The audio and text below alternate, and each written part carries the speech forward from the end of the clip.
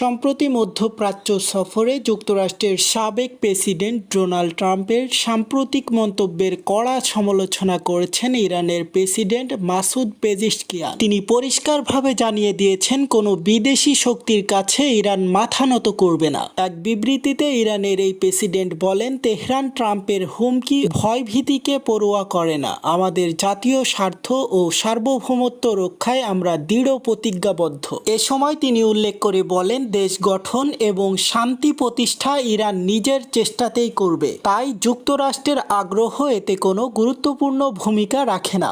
Donald Trump মধ্যপ্রাচ্য সফরের সময় ইরানকে অস্থিতিশীলতার কেন্দ্র হিসেবে আখ্যায়িত করেন এবং দেশটির বিরুদ্ধে আরও কঠোর অবস্থানের ইঙ্গিত দেন। এই মন্তব্যের পরই ইরান কড়া প্রতিক্রিয়া জানায়। বিশ্লেষকদের মতে ইরান ও যুক্তরাষ্ট্র সম্পর্ক আরও উত্তপ্ত হয়ে উঠতে পারে এই মন্তব্য ও পাল্টা মন্তব্যের পরিপ্রেক্ষিতে।